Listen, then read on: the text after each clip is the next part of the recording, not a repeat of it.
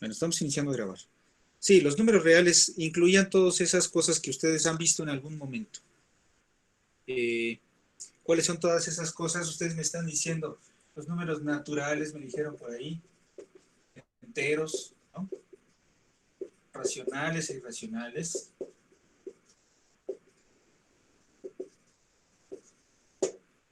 ¿Qué otra cosa conocen ustedes?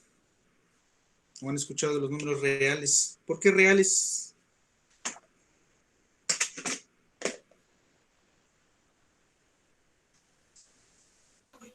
Porque hay números irreales. Porque hay imaginarios también, ¿verdad? ¿Se acuerdan?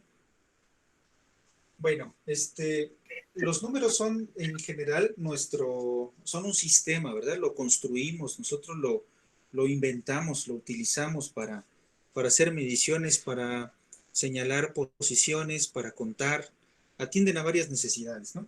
Entonces, los números más simples, los más sencillos hasta ahora, son los números naturales, ¿vale? ¿Quiénes son los números naturales? Los números naturales son los que sirven para contar. ¿Vale? ¿Cómo contamos? 1, 2, 3, 4, 5 y así nos vamos. ¿Vale? Entonces la gente le pone este simbolito, es una N como en negritas, pero sin la pintura del hueco, por decirlo de alguna manera. Y normalmente los números naturales empiezan del 1, 2, 3 y así. Son los números que estamos utilizando para contar.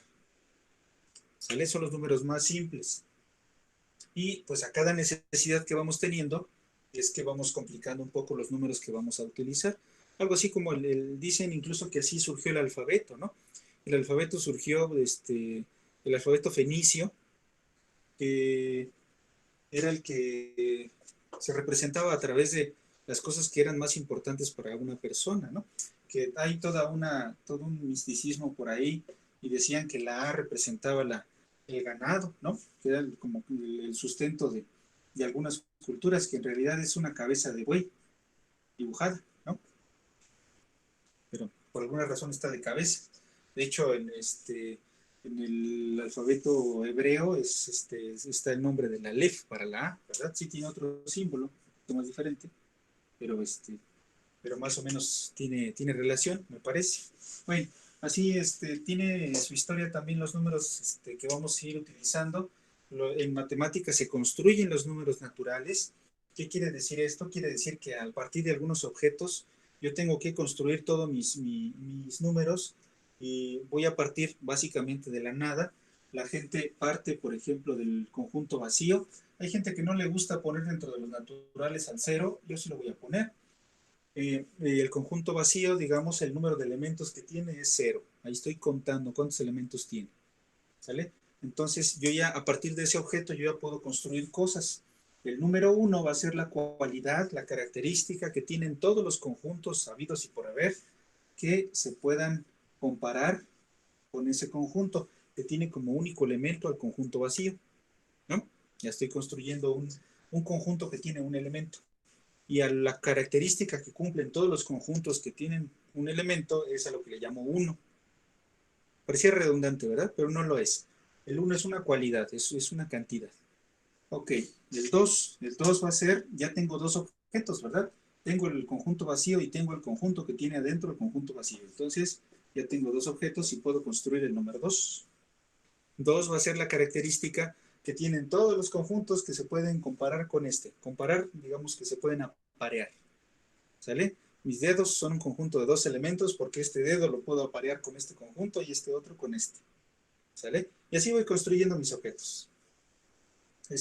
Hay una manera algebraica de construir todos los números, pero bueno, no nos vamos a meter en tanto relajo porque para nosotros nada más nos interesa sí fundamentar, pero no demasiado. En ingeniería no tenemos que fundamentar demasiado. Basta con que tengamos una idea. Ok, y esos son los números naturales. ¿Sale? Ya cumplen con la necesidad de contar. Eh, Luego vienen los enteros. ¿Qué cosas son los enteros? Los enteros ahora se representan a través de la letra Z. Me parece que tiene relación con la palabra alemana número, que es Zahl, por eso aparece como Z. Y los números enteros van a tener una copia. de cada número natural, pero ahora negativo, ¿vale? O sea, no solamente tengo yo la necesidad de contar, sino también tengo la necesidad de contar con sentido. O sea, eso atienden los números enteros. ¿Vale, vale? Contar con sentido en qué situaciones.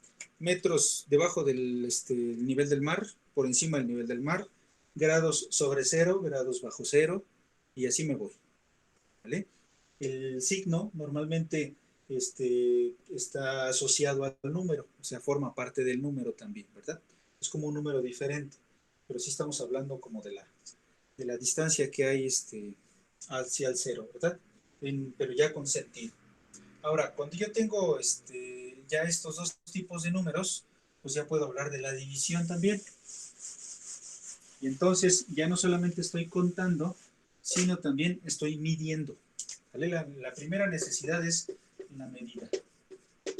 ¿Qué hacen ustedes cuando no tienen metros enteros para medir el pizarrón o para medir una longitud?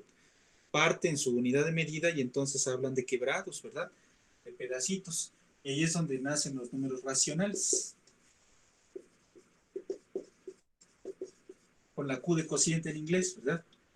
¿Qué cosas son los números racionales? Es cualquier cosa que se pueda poner como A entre B, ¿sí? Donde la A puede ser cualquier cosa en, este simbolito representa en los números enteros, podemos decirlo así, y la B se puede poner en los naturales. ¿Sale? O los dos se pueden poner en los enteros con la única característica de que no se puede dividir entre cero. ¿Sale? Entonces, yo estoy recuperando ya varias necesidades. Yo necesito medir, necesito partir a la mitad en 3 pedazos, en 10 pedazos, y mi sistema de numeración es decimal, los números, y entonces voy a poder construir los racionales. La bronca que generan los racionales, y es algo que por ahí dice Penrose en algún momento, yo los invito a que se conozcan este señor. Él platica unas historias de que en la primaria también le costaba mucho trabajo, le veía mucha dificultad a las fracciones. Entonces dijo que él no entendía por qué le causaban dificultad las fracciones en la primaria, sino hasta que llegó a la universidad. Y él decía, bueno, pues es que por eso nos cuesta trabajo las fracciones, porque son clases de equivalencia. Bueno, ¿qué demonios son esas cosas, clases de equivalencias? Resulta que estos no solamente son un simbolito, como sucede con los enteros, ¿verdad? Ustedes tienen un 7 y solo hay una manera de representar el 7 a través de un guarismo, se le dice, de un símbolo.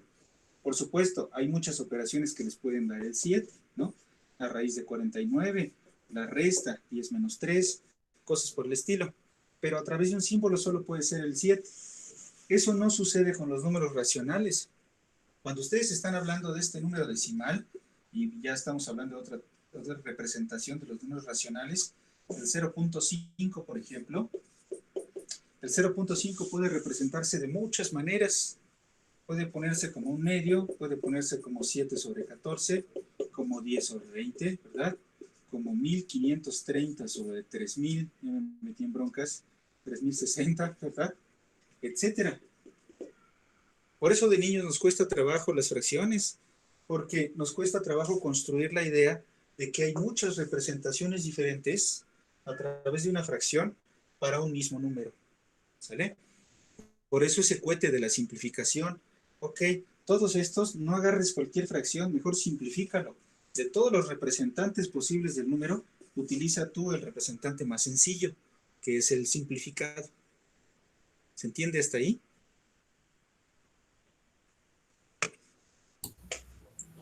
Sí, profe. Sí, profe. ¿Jovenzuelos? Sí, ok. Sí, profe.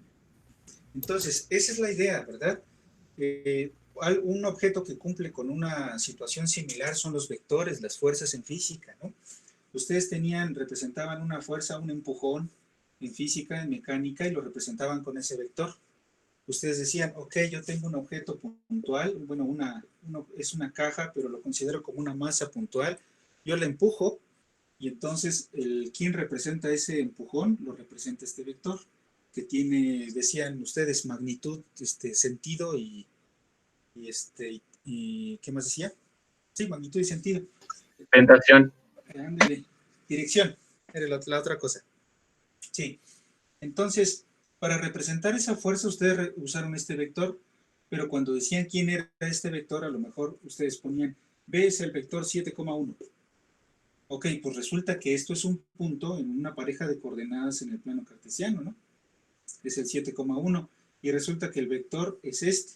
Bueno, los vectores están funcionando también como funcionan los números racionales.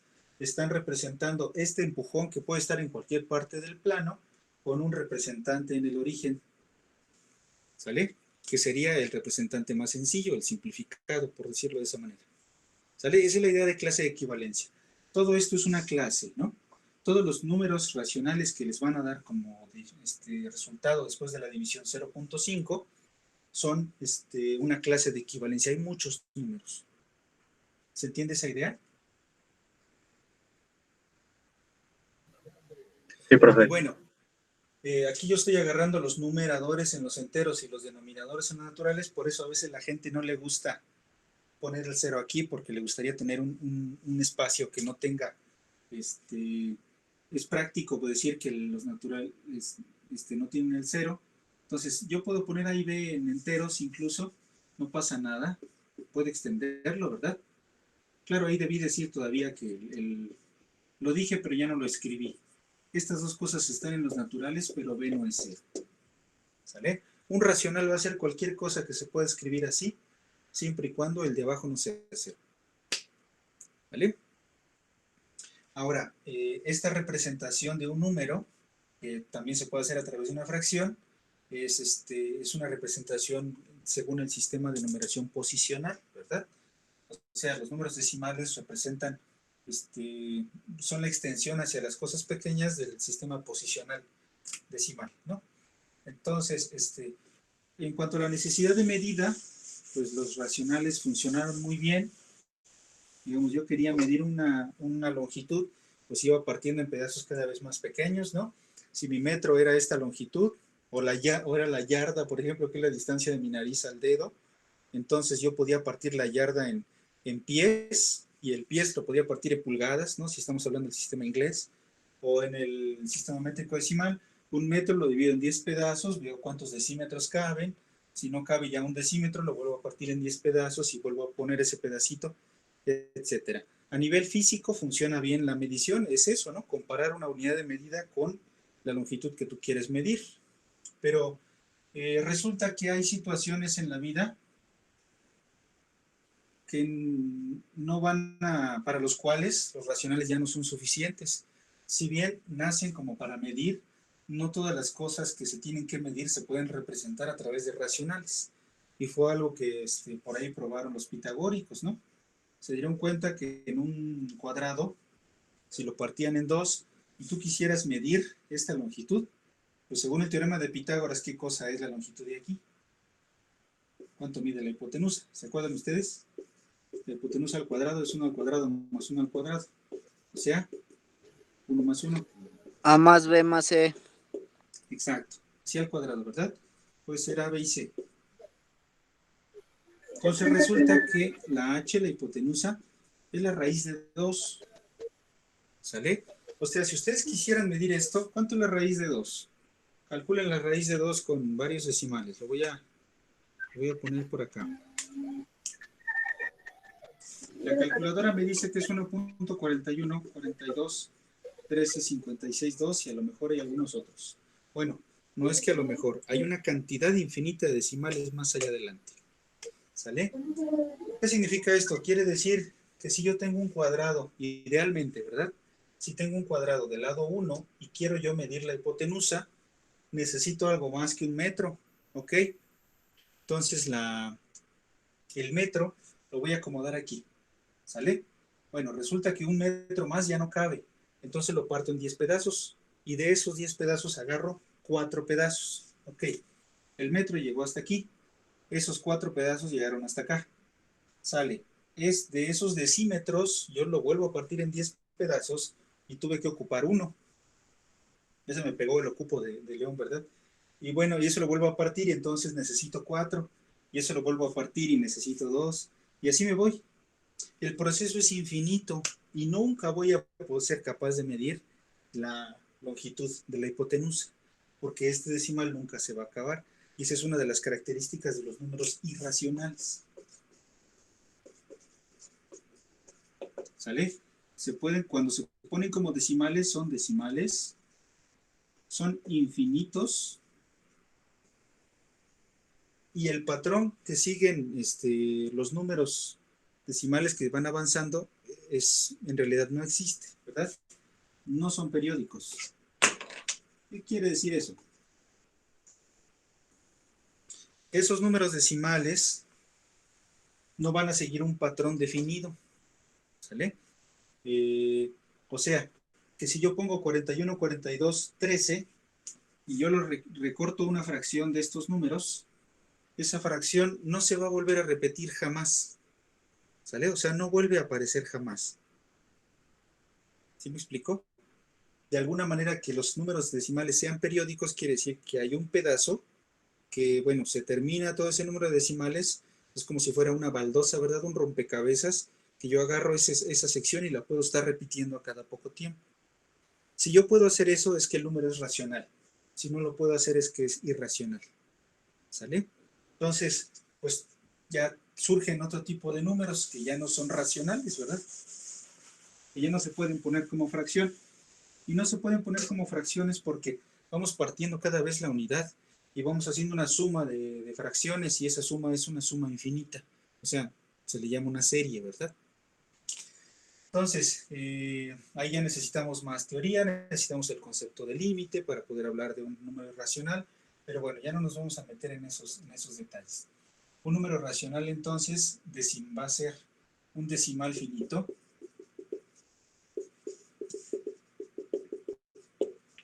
o un decimal infinito,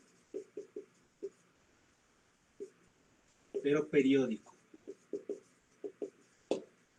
¿Sale? ¿Por qué un decimal finito? Bueno, si yo pongo 0.75, pues lo puedo poner, ya se acabó, ¿verdad? Lo puedo poner como fracción, 75 centésimos. Lo simplifico a lo más que se pueda y me va a quedar de 3/4. ¿Sale, vale? ¿Ok? Bueno, esos son los decimales finitos. Los periódicos, pues bueno, hay una división que no se termina de completar nunca, ¿no? Entonces, ¿cuándo se obtiene este tipo de cosas? Cuando tenemos, por ejemplo, un tercio. Si yo hago la división con la casita, tengo 1 entre 3, estoy haciendo divisiones cada vez, entonces aquí no cabe ni una vez, le tengo que poner un 10, cabe 3 veces, me sobra 1, le agrego un 0, cabe 3 veces, me sobra 1, le agrego un 0, y así infinitamente, ¿sale? Entonces, por eso es que es un número decimal, pero es periódico, cumple con algún patrón. Hay algunos decimales ahí más sofisticados, 254.7, por ejemplo, 254.7, se me acaba de ocurrir, ¿eh? Y así se les puede ocurrir a ustedes. Hay un pedazo que se va repitiendo, eso quiere decir que es periódico. ¿Y cómo se logra eso? Pues se logra cuando tú pones 2547, si fuera un decimal finito, tendrías que ponerle 4 ceros, ¿sí? 10,000. Pero para que siempre sobre 1 y tengas que hacer la misma división, aquí hay que restarle 1, entonces nos va a quedar sobre 9,999. Hagan la división en la calculadora y les va a quedar un decimal periódico en el que se va a estar repitiendo esa fracción. Puedo yo empujar los números decimales también y podría poner cosas como 0.15 y luego 2547, 2547, 2547. Pues no pasa nada, lo único que tengo que hacer es sumarle 15 centésimos y entonces agarrar esto y generar un número, una fracción a la que yo tengo que aventarle 2 ceros más. ¿Sale? Se hace la suma de fracciones y me queda la fracción otra vez. Por ahí vamos a poner algunos ejercicios de eso. ¿Vale? Como para que empecemos ahí a manipular los números racionales. Ya vi tu correo, Valeria, ¿eh? Lo resuelvo pronto. Bueno, entonces, esa es la naturaleza de los números racionales, ¿sale? Son detallitos que hay que conocer, que vale la pena saber, y porque más adelante vamos a trabajar con este tipo de cosas. Y bueno, los números irracionales, normalmente ya no hay un Ya no hay un símbolo para los irracionales. ¿Por qué? Porque uno piensa que tiene, de alguna manera, aquí está la bolsa de los números reales. Los reales se representan así. Entonces, por acá hay una bolsa chiquita que se llaman los racionales y por ahí ya hay una bolsa más grande que se llaman los irracionales, o sea, lo que le faltan a los racionales para hacerlos reales. Le pone como una resta de dos bolsas. O hay gente que usa un símbolo como una diagonal invertida. ¿Qué quiere decir? El complemento de los racionales, ¿vale? O hay gente que también lo puede escribir así, tiene sentido decir el complemento de los racionales, o sea, los que no son racionales son irracionales, ¿vale? Por ahí cuenta Baldor, no sé qué tan cierto sea, que la palabra racional en realidad debió haberse traducido como conmensurable. O sea, en vez de decir racional, debieron haber dicho conmensurable. O sea, debió haber sido la traducción correcta del latín y los irracionales, o sea, lo que le falta a los racionales debieron haber sido inconmensurables. Tiene sentido, ¿verdad? Porque lo inconmensurable es algo que yo no lo puedo asir, no lo puedo tener, así me va a costar trabajo incluso como entenderlo si es un decimal infinito que no se repite, como sucede con pi, ¿verdad? Como sucede con la base de los logaritmos naturales. Son números decimales infinitos que no tienen ningún patrón que se repita. ¿Sale? Por ahí hay un museo, me parece que en España o en Francia, que tiene en la parte de arriba una gran cantidad de decimales de pi. Incluso pueden ustedes buscar en internet los 100,000 primeros decimales de pi. Digo, era como el deporte de algunos muchachos aficionados y sin mucho que hacer. Bueno, mucho de la ciencia es de gente que no tiene mucho que hacer, podría pensarse así, ¿verdad? Pero la gente calcula un montón de decimales de los números irracionales. Véanlo, es bastante divertido.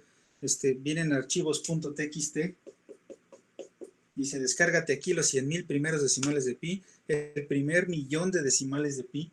Y pues la gente incluso ha hecho estudios ahí prácticos, revisa los decimales y se dan cuenta de que no se repite nada, ¿no? O sea, está divertido. Lo mismo va a pasar con este número, ¿sale? O sea, finalmente son números de una naturaleza diferente, o sea, son límites, son valores. Si ustedes ponen la recta real y ponen todas las fracciones, pues hay un montón de agujeros allí. Y esos agujeros son llenados por los números irracionales. Hay gente que también los pone así. ¿Sale, vale? Ok, entonces, aquí íbamos. Pues bueno, así es el zoológico de los números reales. Está construido de esa manera. ¿Qué podemos decir entonces que son los números reales? Pues son algo así como todos los números decimales que nosotros conocemos o todos los números decimales que se nos ocurran, ¿vale? Incluso la notación decimal no siempre digamos, es única también. Tenemos algunos casos en donde dos números decimales diferentes, por ahí les paso un video de Eduardo Sáez de Cabezón, eh, donde les habla sobre las representaciones decimales diferentes del mismo número.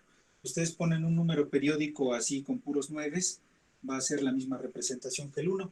Tienen dos representaciones diferentes el mismo número, pero bueno, son ahí curiosidades que, recuérdenmelo si no se los pongo en, ¿cómo se dice esto? Si no se los pongo en la plataforma, recuérdenmelo para que yo se los comparta. ¿Vale?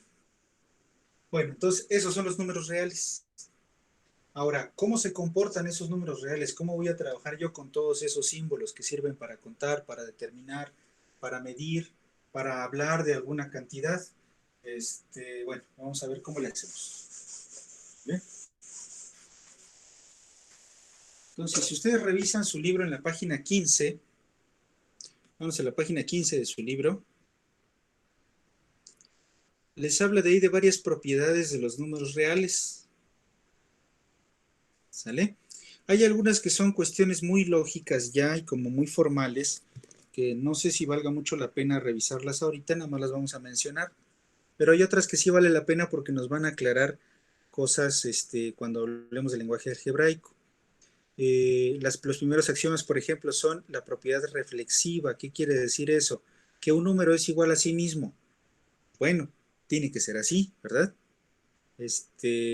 Imagínense que la relación de igualdad no se diera con uno mismo, pues ya habrían problemas lógicos, ¿no? La propiedad simétrica es lo que nos permite cambiar los miembros de una ecuación, ¿no? Y vayan tomando nota de eso, escriban ustedes en su cuaderno de acuerdo con los axiomas, está en la página 15, ¿sale? Entonces, primer axioma, todo número es igual a sí mismo, a todo dar, ¿no? O sea que si me veo en el espejo me identifico, ok, soy igual a mí mismo, tengo conciencia. El axioma 2 me dice, dos números, hay una propiedad simétrica. O sea que si tú pusiste en tu ecuación A igual a B, es el axioma 2, ¿verdad? Entonces tú puedes poner B igual a A sin problema. ¿Sale? ¿Sí o no? Y acuérdense ustedes, si no les causó conflicto en algún momento, cuando ustedes tenían en las ecuaciones, es que fíjate que ustedes tenían X igual a, no sé, ¿cómo les puedo decir? Vamos a poner un ejemplo.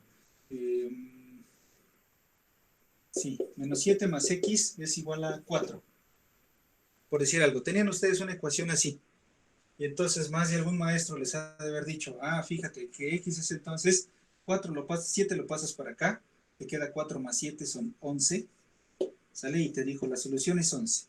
Y en la secundaria nos causaba conflicto que la X estaba de aquel lado y uno decía, bueno, pero ¿por qué la pasó el maestro de este lado? Bueno, se está usando esa propiedad, ¿sale? O sea, lo pasa de aquel lado sin necesidad de cambiarle signo. ¿Por qué? Porque yo puedo agarrar la ecuación, si esto es igual así, también es igual en ese sentido. Esa es la propiedad simétrica. ¿Queda claro eso? Sí, profe. ¿Bien? Sí, profe. Sí, Sí, profe. profe. Sí, profe. Estamos hablando del lenguaje, ¿verdad? Los fundamentos. A lo mejor puede parecer muy exagerado, pero ya van a ver. Bueno, propiedad transitiva. La propiedad transitiva ya tiene es una idea un poco más lógica, ya, ¿verdad? Ya le encontramos un poco más de sabor a la propiedad transitiva. ¿Qué quiere decir la propiedad transitiva? Normalmente los libros por ahí de los 70 les decían, si dos cosas son iguales a una tercera, entonces son iguales entre sí, ¿no?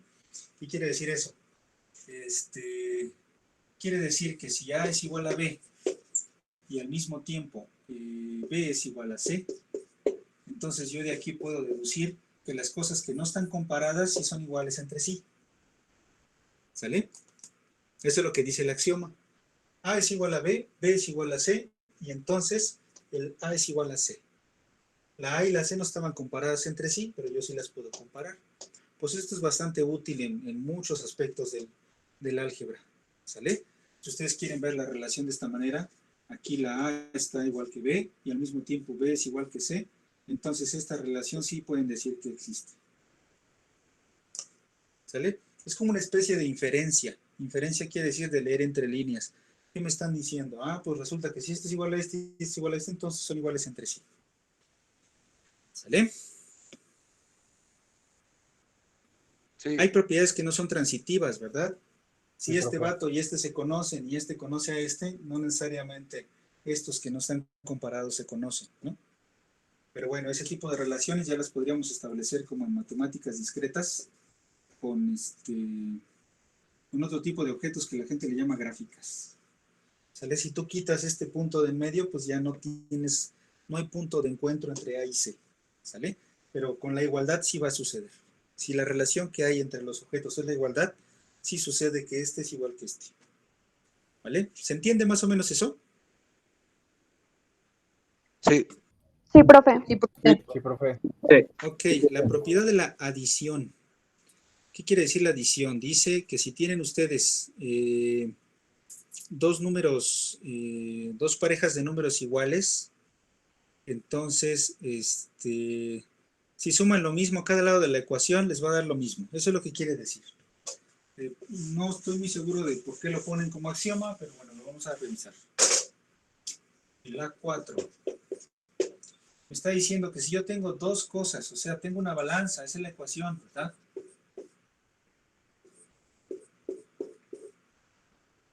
Yo puse aquí un poco de plomo. Bueno, no agarren el plomo, es tóxico. Y aquí puse un dadito de estaño.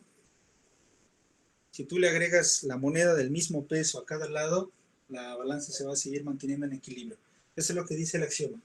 O sea, que los números tienen que responder a esa idea que nosotros tenemos, ¿verdad?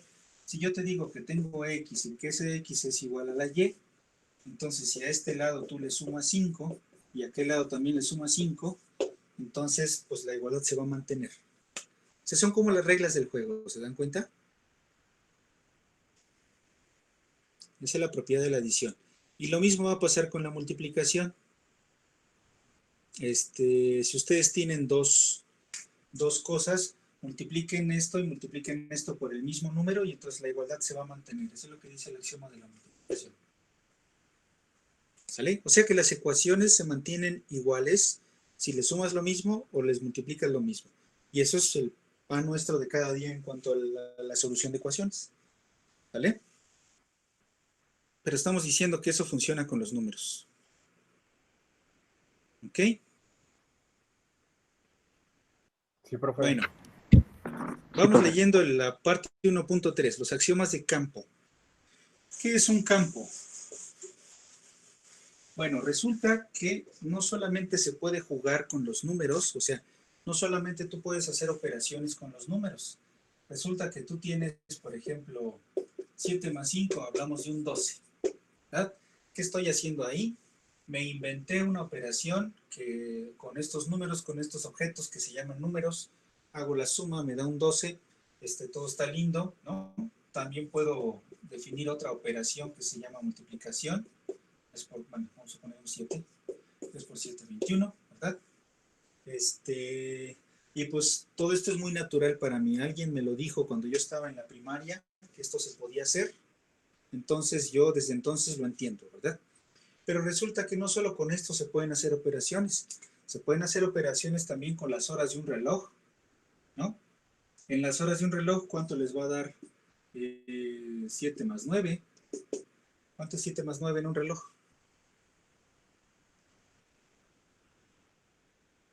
¿Alguien ya se dio color?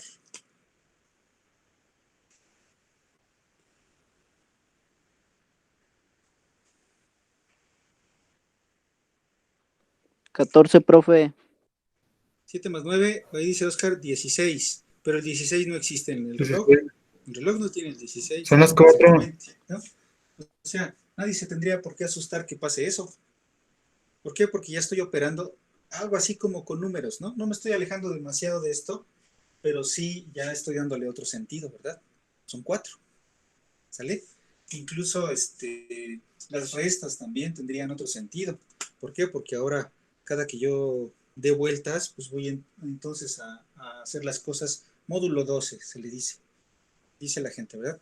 Cada 12 unidades se vuelve a repetir todo otra vez. Entonces, aquí ya estoy operando con horas, ya no necesariamente son números como tal. Sí está representado por números, pero no son números, ¿no? Son las horas. Y así también puedo hacer operaciones con objetos ahí un poco más esotéricos como las matrices. ¿Han escuchado hablar algo de matrices? Sí, Sí, son arreglos, ¿verdad? sí. Sí, profe. Entonces, esos arreglos, ¿ya se acabó nuestra clase? No, ¿verdad? No, profe. ¿A qué hora se No, acaba nuestra todavía clase? no. A las 5:20. Ok, excelente. Bueno, sí, sí, con esos arreglos uno también puede hacer operaciones. ¿Sale, vale? Entonces, pues también se pueden multiplicar, ¿sale? Con algunos otros objetos, con transformaciones del plano, o sea, una figura en el plano yo puedo, digamos, reflejarla, la puedo girar, ¿no? Entonces, una operación puede ser reflejar, otra operación puede ser girar, y entonces la suma de las operaciones sería reflejar y girar, que a la vez no sé si va a ser lo mismo primero girar y luego reflejar. O sea, hay varias operaciones que se pueden hacer con objetos diferentes, no solamente con números. ¿Sale? Entonces, por eso hay necesidad de hablar de cómo funcionan los números. Entonces, a lo que se le llama campo, un campo es un lugar en donde tú tienes una suma, tú tienes una multiplicación, hay interacción de la suma con la multiplicación, tienes un neutro aditivo que es el 0, o sea, a un cuate que no le hace nada a nadie a través de la suma, tienes un neutro multiplicativo que es un 1, que no le hace nada a nadie a través de la multiplicación, hay inversos, puedes dividir, hay inversos, puedes restar, ¿sale? Y van, digamos, conviviendo las operaciones una con la otra, ¿sale? Entonces, el primer axioma de campo que les dice ahí, a eso se refiere un campo, ¿sale? Un campo es un lugar en donde ustedes van a tener una suma, una multiplicación, pueden sumar, pueden restar, pueden multiplicar y pueden dividir, ¿sale? ¿Queda más o menos clara la idea? Sí. Sí, profe. Por ejemplo, a lo mejor no tiene mucho sentido dividir en un reloj. ¿Por qué? Porque si divides 4 entre 7, pues no hay un número dentro de las horas, hablando nada más única y exclusivamente de las horas, 4 entre 7 pues no tiene sentido en un reloj porque no me va a dar un entero. La multiplicación quizás sí tiene sentido, pero no la división. ¿Se dan cuenta de eso? Entonces, bueno, de eso se trata los axiomas de los números reales. Son un campo, ¿verdad? Es un lugar donde se puede hacer todo esto. El primer axioma me dice que para cualesquiera dos cosas, la suma y la multiplicación caen adentro de los reales. Eso es bien importante, ¿eh? O sea, quiere decir que el primer axioma quiere decir que cuando yo voy a hacer la suma de dos números, el resultado vuelve a ser un número, ¿vale? Con la multiplicación de números, el resultado vuelve a ser uno de estos números. O sea, que cuando yo hago operaciones, el número vuelve a caer adentro de la bolsa de los números decimales, los números reales. O sea que no se sale de ahí. ¿Alguien ha visto algo de vectores y el producto punto? Creo que todavía no, ¿verdad? Ustedes son muy jóvenes todavía. ¿O sí, ya? Nayeli, ¿ya has visto algo? Bueno, esta operación no les da un vector, les da un número. O sea, se sale de la bolsa de los vectores. Bueno, ya lo vamos a ver con calma en algún momento. Bueno, ¿qué otro axioma nos dice? El axioma 2, las leyes conmutativas. Bueno, eso es importante también. Es lo mismo, huele a traste que al revés, ¿verdad? O sea, pasa lo mismo que eso que esto. No solamente el orden de los factores no altera el producto, sino el orden de los sumandos tampoco va a alterar el producto. O sea, eso se puede hacer con los números naturales, los números reales. ¿Sale? Pueden voltear las cosas. Eso se refiere al axioma 2. ¿Qué más? El axioma 3, las asociativas. Eso también es importante. Eso es lo que nos permite hallar estructuras, ¿no? ¿Qué dice la ley asociativa para la multiplicación? Ah, pues fíjate que si tú, ¿cómo le haces para resolver esa multiplicación? Ah, pues bueno, puedes hacerlo así o puedes hacerlo así. ¿Sale? Puede ser que multipliques primero estos. No tienes que hacerlo de aquí a la izquierda a la derecha siempre, ¿no? Puedes hacer primero estos y luego con este, o puedes hacer primero estos y luego al 5 multiplicarlo con esos dos.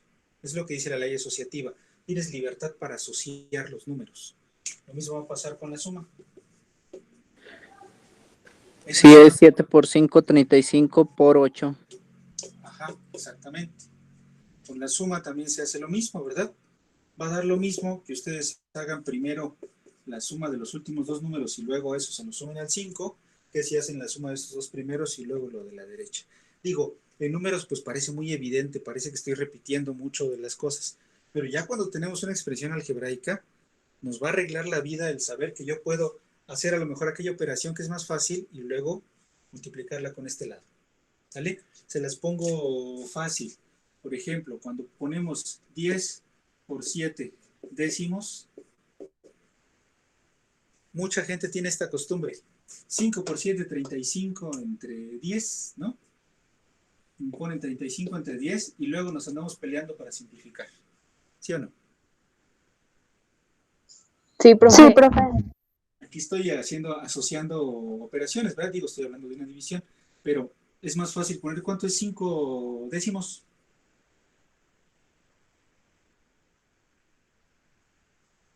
Es un medio, ¿no? Sí, profe. Sí, profe. Es más fácil primero dividir y luego multiplicar que primero multiplicar y luego dividir. ¿Sí lo ven? Sí. Entonces, Sí, van a profe. haber varias operaciones en el álgebra que si yo no soy consciente de esto, pues entonces me voy a seguir haciendo bolas toda la vida con eso. Digo, tampoco es algo tan sofisticado, ¿verdad? No pasa nada. Pero bueno, es un ejemplito. ¿Qué más? Esas son las leyes asociativas, se les dice, la libertad de asociarse. Claro, observen ustedes que no me está diciendo tanto que yo pueda asociar estos dos, pero finalmente sí lo puedo hacer porque esto los puedo voltear, pero ya tiene que ver con otra propiedad que es la conmutativa, ¿verdad? ¿Sale? Conmutativa y luego asociativa. Entonces también puedo yo multiplicar 5 por 8 primero y luego por el 7. ¿Sale? Pero ya se están usando dos propiedades. Y el axioma 4. El axioma 4 es bien importante.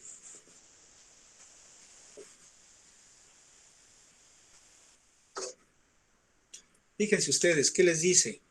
Las leyes distributivas funcionan es la manera en la que conviven las dos operaciones. ¿Cómo convive tu multiplicación con la suma?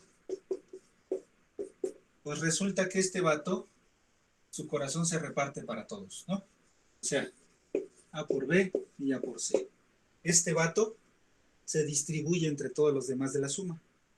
¿Sale? O bien, la suma se distribuye de esta otra manera, ¿verdad? ¿Sale? Es la manera en la que conviven las dos operaciones. Ahora,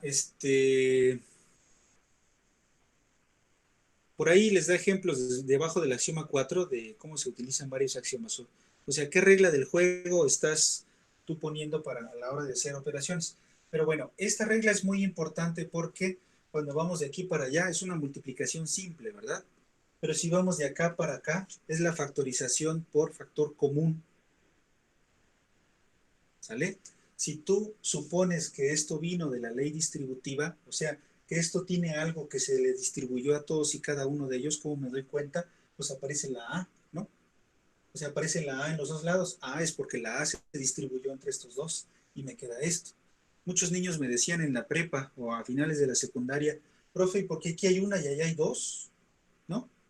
¿Por qué? Porque los niños asociaban estas tres letras con tres objetos físicos y les sacaba de onda y les decía, bueno, pues ¿por qué estás agarrando otro objeto? Aquí yo veo 4 letras y tenía 3. Ah, bueno, pues porque es una propiedad de la multiplicación, ¿verdad? O sea, hay una asociación. Digo, para alguien que está aprendiendo las cosas, por supuesto que le saca de onda, ¿no? ¿Sale? Y bueno, les menciono esto porque la gente me confunde mucho. Cuando estamos aprendiendo el lenguaje, yo multiplico por 2 esto, pues claro que debería de poner así, ¿verdad? O si quiero factorizarle el 2, lo debo de llevar de allá para acá.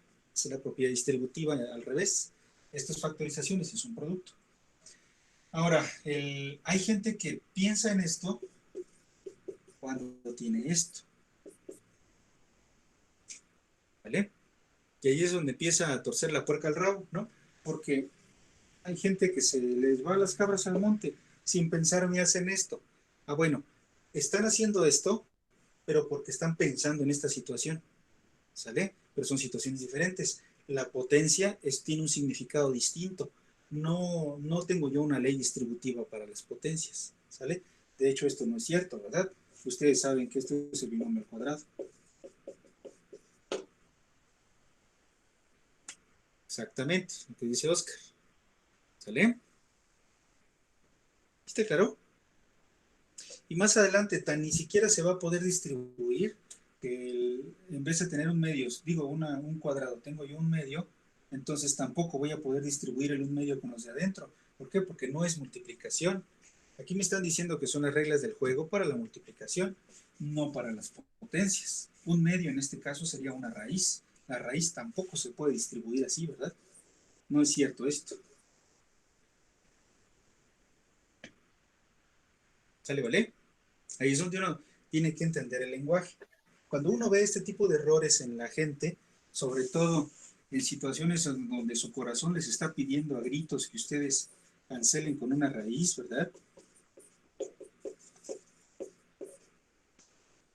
Normalmente ven ustedes esto y uno se le cuecen las habas por hacer esto y decir, ok, es igual a Y. Pues no es cierto, ¿verdad? N o NEL. O sea, ahí es donde todos los maestros se desesperan y dicen, no, eso no es cierto. Pues sí, porque esto es un exponente que no se puede repartir con todo lo demás.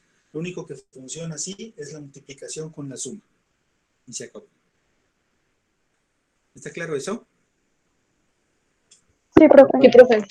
Sí, Ok. Excelente. Profe. Vale. ¿Qué otro axioma sigue? El axioma 5. Eso. Esto también es bien importante. Hay que hacernos conscientes de todas estas propiedades. El axioma 5 les está diciendo que existe un cuate que no le hace nada a nadie a través de la suma. O sea, fíjense ustedes, ¿cómo se están relacionando mis números? A través de la suma y a través de la multiplicación. Entonces, existe el elemento nulo. ¿Nulo en qué sentido? Que le hace lo que el viento a Juárez a este cuate, ¿verdad? Este señor, cuando se lo sumo a 7, sigue quedando 7. Este cuate no hace nada a nadie. ¿Vale? Necesitamos un elemento así. Ahorita vamos a ver por qué. Y lo mismo sucede con la multiplicación. Depende de qué operación esté yo hablando, ¿verdad? Dame un número que no le haga nada a nadie. Ah, ok. Pues, ¿cómo? ¿A través de la suma o de la multiplicación? Ah, pues de la multiplicación. Bueno, entonces el 1. A través de la suma es el 0. ¿Sale? Este vato se le llama neutro aditivo, porque tiene que ver con la suma, y neutro multiplicativo. Ahora, ¿para qué quiero yo esos neutros? Que este es el axioma 5, ¿no? Lo quiero, como dice el axioma 6, porque va a ser un criterio para decir que un número anuló al otro. ¿Cómo sé yo que hubo un número que anuló al otro? ¿Cómo sé que el menos 7 me anuló al 7? Pues porque me dio ¿qué? 0. Pero lo anuló, el menos 7 anuló al 7 a través de la suma. Lo mismo va a pasar con la multiplicación. ¿Cuándo sé yo que estos dos se anulan entre sí? Pues cuando me da 1. Porque en realidad se están anulando a través de la multiplicación. O sea, Y se debe también al cambio de signos. algo exactamente. Pero el cambio de signo es por la suma, ¿verdad? Y el cambio en el exponente es a través de la multiplicación. O sea, déjenme quitarle la X. Que yo tengo que decir, ¿cuál es tu inverso? Ustedes van a preguntar, pues depende de qué operación estás hablando. Si me estás hablando de la operación suma, mi inverso cambia de signo. Si me hablas de la operación multiplicar, mi inverso va a ponerse en un denominador. ¿Sí lo ven? Se va a dividir. Exactamente. ¿Sale? En realidad, hay dos símbolos diferentes para eso, ¿no? O sea, si yo tengo un número A, su inverso aditivo tiene un símbolo menos aquí. Y entonces el menos yo debo de entenderlo así, ¿verdad? No es que siempre vaya a ser negativo, es que esto le estoy cambiando el signo al que tenía porque puede ser un menos 5, y cuando le pongo el menos tengo un más 5. Cuando no hay signo es positivo. Exactamente, cuando hay signo, si fuera positivo, si representara un positivo, sería un negativo. Ahí sí. Pero en general, lo que significa un signo menos en álgebra es cambio de signo. Es como eso es bien importante también, qué bueno que lo señalan. Como ¿cómo se les dice? Los homónimos. O sea, palabras que suenan igual, bueno, sí son homónimos, que se escriben igual pero significan diferente. ¿Sale? Por ejemplo, a ver, díganme un homónimo. Se me está yendo mi creatividad. Papá. ¿Eh? Papá. Papá, bueno, no, eso sí se escribe diferente y suena diferente. Podríamos decir, ¿qué será bueno? No sé. Sí, son palabras que se escriben igual, ¿no? Y se pronuncian igual. Roca. Roca. Vela. ¿Mandé? Vela. Ándele, por ejemplo. Banco. Vela, si es un sustantivo, Pues es una velita, ¿no? Y vela de velar es de cuidar, ¿no? De atender, de poner atención, tiene significados diferentes. A lo mejor sí tienen relación, ¿no? O sea, etimológicamente sí han de, han de tener alguna relación, pero esta escritura tiene significados distintos, ¿no? Así sucede con el signo menos en el álgebra. El signo menos puede representar un número que está a la izquierda del cero, o puede representar un cambio de signo para quien sea que signifique la. ¿Sí me explico? Sí, profe. Sí, profe. O sea, el uso en este símbolo, por ejemplo, menos x, y si yo les digo menos 5, este menos no es ese mismo menos, tienen significados diferentes. ¿Por qué? Porque esto puede significar un 7, si es que la x valía menos 7, ¿verdad? O puede representar un menos 2, si es que la x valía 2. O sea, lo que está en mi mente, el significado que está en mi mente, cuando yo pongo esto, es un cambio de signo a la x. Cambia el signo a la x. Entonces, si x vale menos 7, esta expresión vale 7. Si x vale 2, esta expresión vale menos 2. Pero ese mismo símbolo, cuando está asignado a un número, entonces sí quiere decir que es una cualidad del número. O sea, este vato, sí son las baterías incluidas de ese muñeco, ¿no? O sea, sí forma parte de ese número. ¿Sí me explico? Sí, profe. O sea, Sí. puede suceder que este número sea positivo o sea negativo, independientemente de que tenga un menos ahí. ¿Vale? Es como la palabra no, o sea, la negación. La negación no siempre es mala, ¿no? No comí, pues sí es malo. No, eché la flojera, es una doble negación, ¿no? O sea, si comer es bueno, depende de qué tanto, ¿verdad? Pero si no como, es malo. El no tiene una denotación, denota algo negativo, ¿verdad? Hablando de moral. No eché la flojera. Echar la flojera es algo moralmente negativo, que si lo niego, entonces estoy afirmando algo positivo. ¿Sale? Ese es el significado de ese menos de allá. Depende de qué le pongas adelante, de lo que va a significar. ¿Vale? Profe. Púntenlo por ahí, sale. Ese fue el axioma 6, ¿verdad? La existencia de los inversos. Y van a ser inversos porque cuando se juntan hay un neutro, en el caso de la suma, y cuando se junta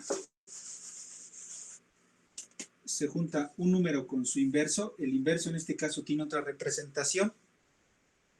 O sea, hubiera sido lindo que en algún momento dijeran esto, ¿verdad?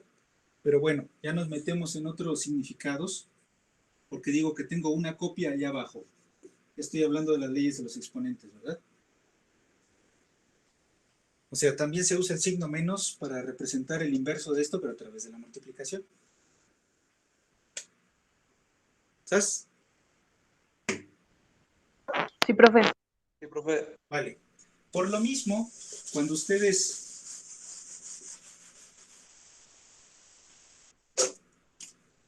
tienen este tipo de expresiones,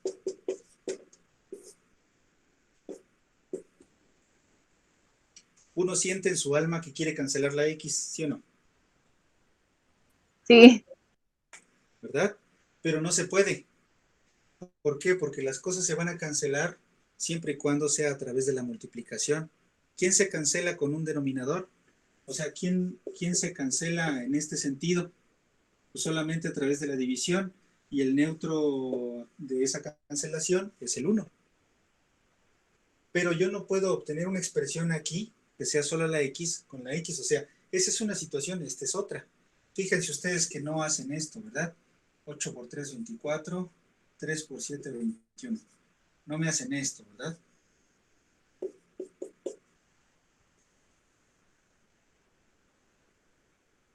Claro. ¿Por qué? Porque este 2, ¿qué significa? O sea, esto no es cierto, ¿verdad? Significa un 20 más 4 con un 20 más 1. Y aunque el 20 aparece 2 veces arriba, no lo puedo cancelar. Por lo mismo no puedo cancelar cosas aquí. ¿Está claro? ¿Por qué? Porque la relación que hay del 20 con el de abajo Pues a lo mejor sí es la división, pero antes hay una suma. Exactamente, solo si multiplico.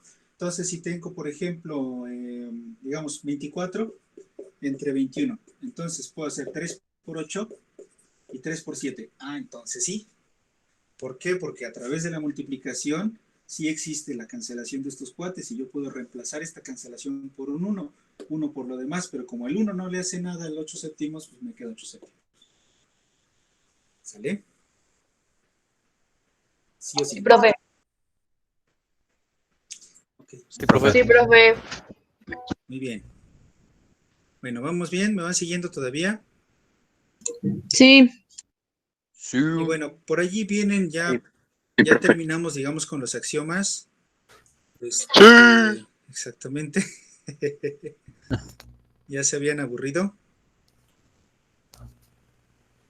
No, profe. ¿No? Bien. No, profe, nada de eso. Sale.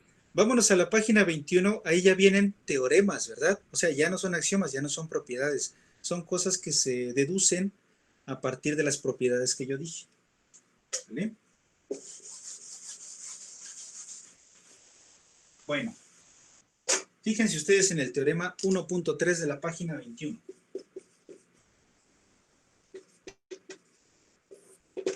Por esta propiedad, la gente no me entiende las factorizaciones en ecuaciones de segundo grado. Ahorita van a ver hasta dónde lo voy a llevar. Ya casi nos vamos, ¿verdad? Pero vean, les dice el teorema, si tú tienes dos números reales, lo escribe así, ¿verdad? A y B son dos cuates que están aquí, son dos vatos que viven en esa, que tienen esa naturaleza. Entonces, si sucede que la multiplicación te dio 0, ojo, fíjense de qué estaba yo hablando hace rato. Hablo de que A más menos A se anulan, pues sí, obvio microbio, ¿no? A entre A, que es A multiplicado por A menos 1, o sea, por su inverso, que es A por 1 entre A, pues me da 1, también se anulan, también es obvio, ¿verdad? Pero ahora fíjense, este teorema me está relacionando una multiplicación de este estilo que me da el neutro de aquel lado. ¿Sí o no? Sí, profe. Entonces, no es tan trivial. ¿Qué sucede si la multiplicación les dio 0? Ah, ok, lo que se puede concluir de aquí, y se usa normalmente este símbolo, ¿qué se concluye de este relajo? Se concluye una cosa. A es 0 o B es 0 o las dos, ¿no?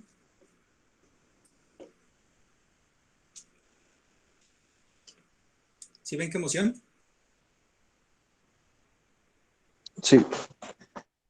Sí, profe. Si tú tienes dos números cuya multiplicación te dio 0, abuelita de Batman, tiene que ser 0 la A, o tiene que ser 0 la B, o tienen que ser 0 las dos.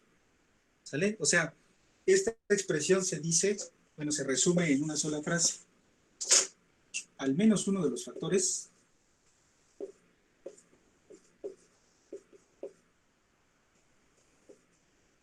es 0. ¿Qué quiere decir al menos uno? O sea, que uno de ellos es 0, si uno de ellos es 0, o la A o la B, y si es, o que puede ser que los dos sean 0. ¿Vale? O sea, al menos quiere decir de uno en adelante. Al menos uno es de uno en adelante. Entonces, al menos uno de los factores fue 0. ¿Dónde se usan ese tipo de cosas? Cuando factorizas ecuaciones de segundo grado, ¿no?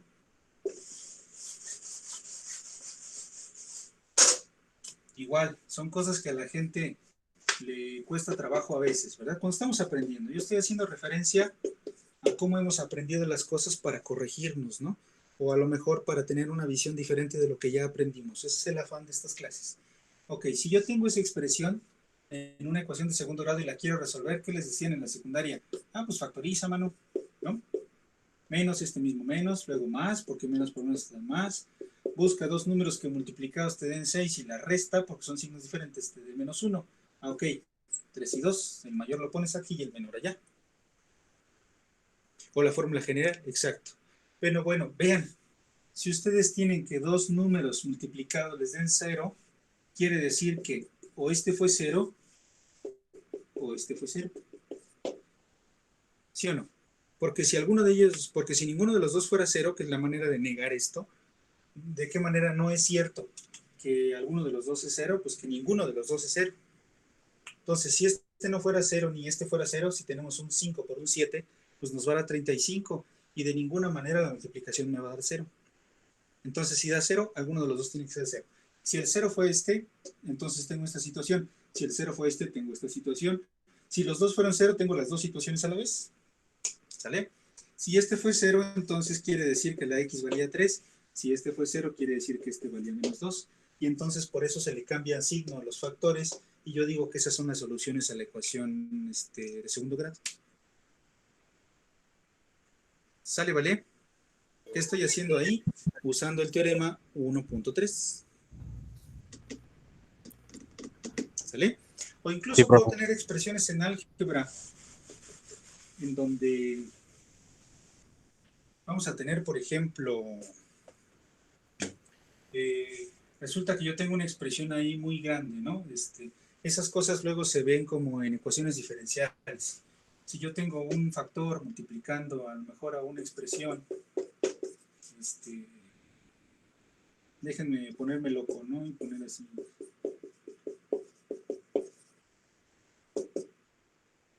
Si yo quisiera saber qué valor es esto, y resulta que hay indicios de que este cuate es un 0, pues entonces ya todo valió, ya no me interesa quién es eso, ¿no? ¿Sale? Entonces ya me queda un 0. O sea, toda esta expresión vale 0, sin importar cuánto valía el otro. Bueno, mientras esté definido, ¿verdad? O también en algunas, si ustedes llevaron un bachillerato en físico-matemáticas y resolvieron cosas por fracciones parciales, ¿no? Que son cosas que también vamos a revisar. 7x cuadrado más 5 entre x más 1 por x menos 4. Y ustedes quieren descomponerlo en dos fracciones así. Y entonces multiplican cruzado.